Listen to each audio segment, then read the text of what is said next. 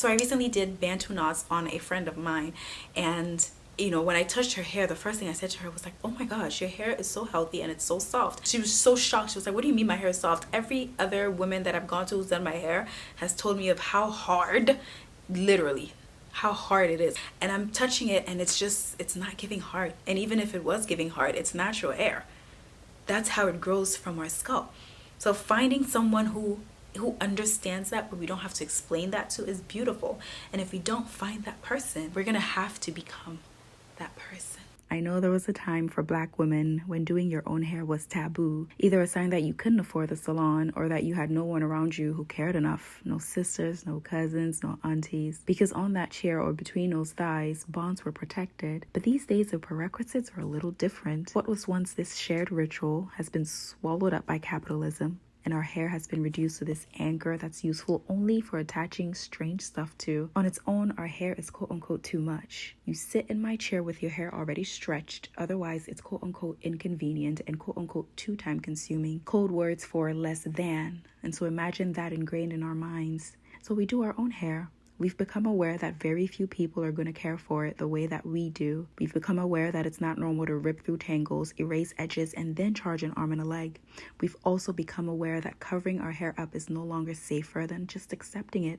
And so we do our own hair, a quiet anger, and an overdue revolution. Dear hair braiders and hair stylists. And so we're doing our own hair now because we know how to care for kinky hair without making it feel like it's a mistake. So rather than coming to your salon and patronizing you and giving you the tips, we're keeping everything to ourselves.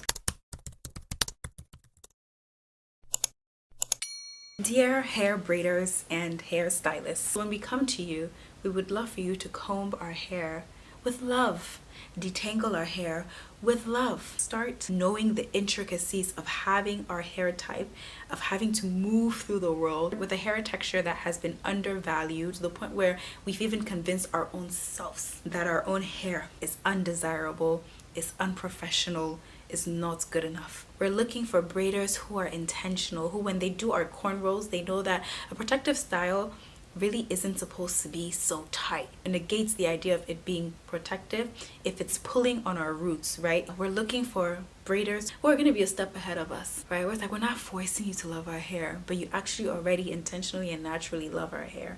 We're looking for hair braiders who actually also take care of their own kinky hair, right?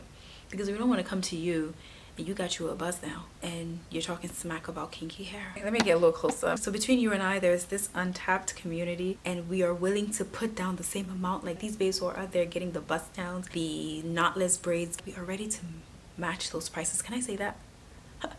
The girl is gonna be like, you need to chill. And I hope that you are that hair braider that we're looking for, because otherwise we're just gonna keep doing our own hair by ourselves, and that's money that you are losing out on.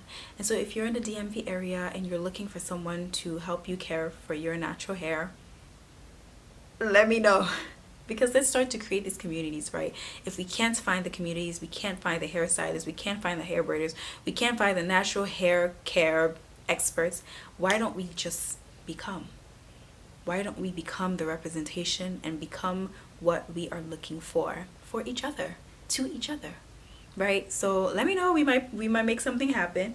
If you have kids with natural hair and you just can't deal, can we start to create these communities where we connect with each other, right? What state are you in, right? You want to drop it in the comments and say, well, if you're in this state and you need help, girl, I got you, right? Because at the end of the day, it seems like a lot of these stylists are just not going to listen.